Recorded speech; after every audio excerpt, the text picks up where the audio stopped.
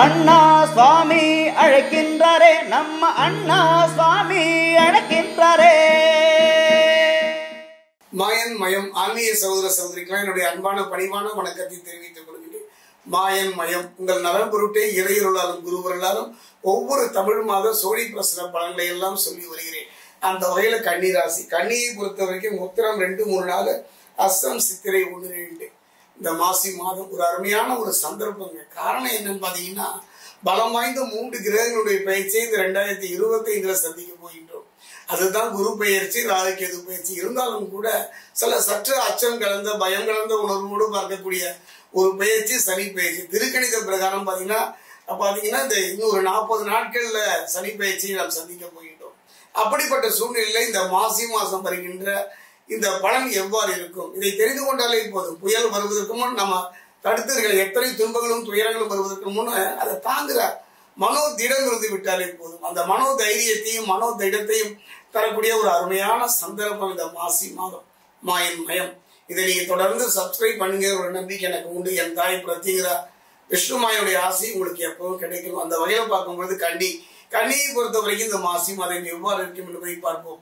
நல்ல தசாபுக்தி, இறையருள், குருவருள் அமையுமானால் கிரகங்களுடைய நிலையை பற்றியெல்லாம் கவலைப்பட வேண்டாம். அது வந்து கொண்டுதான் இருக்கும். தலைக்கு வந்தது தலைப்பைய கொடுப்பது இப்ப எத்தனையோ பிரச்சனைகள் எல்லாம் கண்ணுக்கு தெரியாமல் வந்து மறைவதையெல்லாம் நாம் சந்திப்பதில்லை. அந்த வகையில பார்க்கும்போது இந்த மாசி மாதம்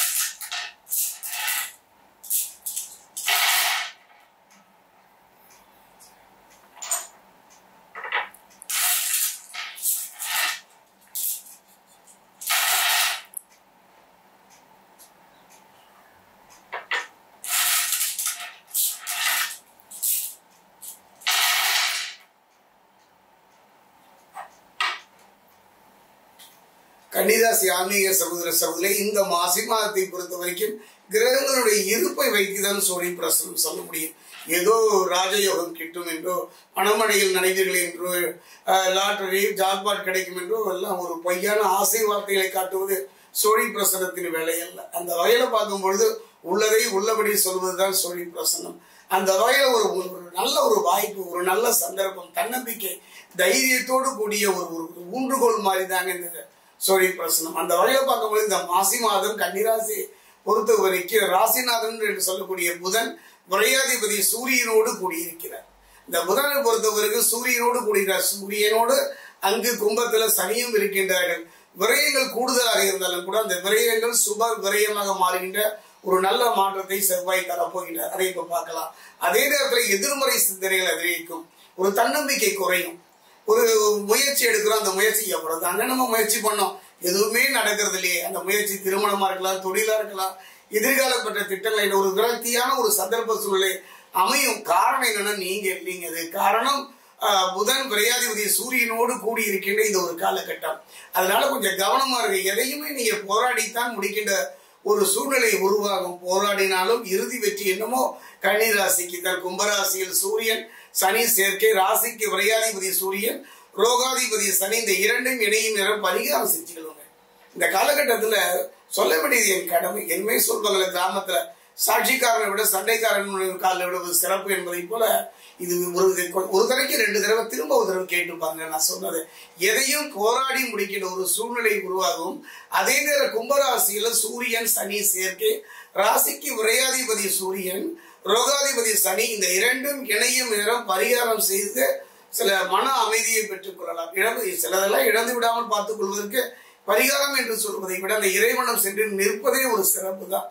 இறைவா, எனக்கு உன்னை தவிர யாரு இருக்கா, எனக்கு கொடுப்பதற்கு எதுவுமே இல்லை, என் கண்களில் வருகின்ற என்று சொல்ற கண்ணீர் தான் என்று அவன் பாதம் பணியலாம். முடிஞ்சா திருத்தணி அருகே இருக்கக்கூடிய பாதசனீஸ்வரர் ஆலயம் சென்று அங்கு தரக்கூடிய நல்லெண்ணெயை கொண்டு அவர் பாதம் பணிவது இந்த காலகட்டத்துல கன்னிராசிக்கு சிறப்பு. காரணம் ஒரு 40 நாட்கள் சனி பகவானுடைய பயிற்சியை திருக்கணித பிரகாரம் சந்திக்க போயிடும். இது நான் முன்னாடியே உங்களுக்கு சொல்றேன். மழை வருவதற்கு முன் குறையை எடுத்து செல்பவன் புத்திசாலி. அந்த வகையில பார்க்கும்போது ராசிக்கு விரையாதிபதி சூரியன் தானே, அதனால கொஞ்சம் கவனமாக இருந்து விடுங்க. அதே நேரம் ஒரு முக்கியமான நிகழ்வுங்க, எந்த இழப்புகள் வந்தாலும் ஈடு செய்வதற்கு பூர்வ புண்ணியம் வேணும்.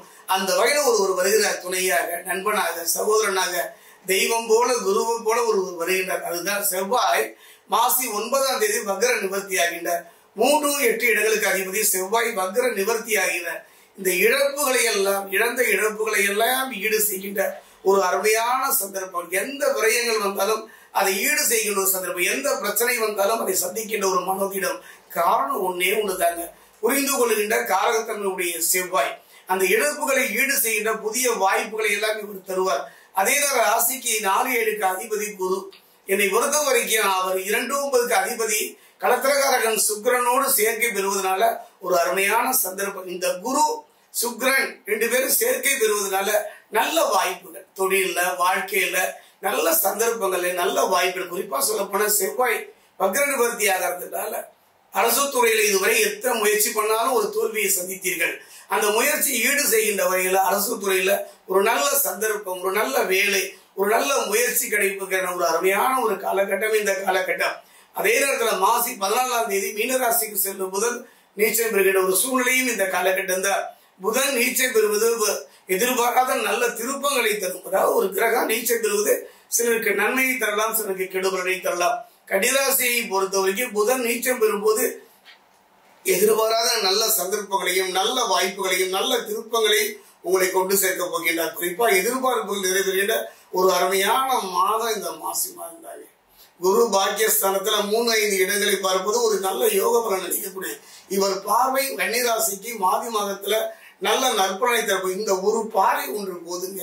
அதுவும் குரு பகவானை பொறுத்த வரைக்கும் பாக்கியஸ்தானத்துல 3-5ஆம் இடங்களை பார்ப்பது ஒரு நல்ல யோக பலனை தரக்கூடும். தடைபட்டு போன திருமணம், தடைபட்டு போன சுபகாரியங்கள், தடைபட்டு போன வெளிநாட்டு முயற்சி, தடைபட்டு போன கல்வி அத்தனையும் மொத்தமாக தரக்கூடிய ஒரு அருமையான சந்தர்ப்பம் இந்த மாசி மாதம் கன்னிராசிக்கு. நான் சொன்னேன் அல்லவா, மனோபலமும் தேக பலமும் குறையும் பொழுது தெய்வ பலம் துணை வேண்டும் என்று. கன்னிராசியை பொறுத்த வரைக்கும் மாசி மாதத்துல தெய்வ பலம் மற்றும் துணையாக இருந்து கொண்டால் போதுமே போதும்.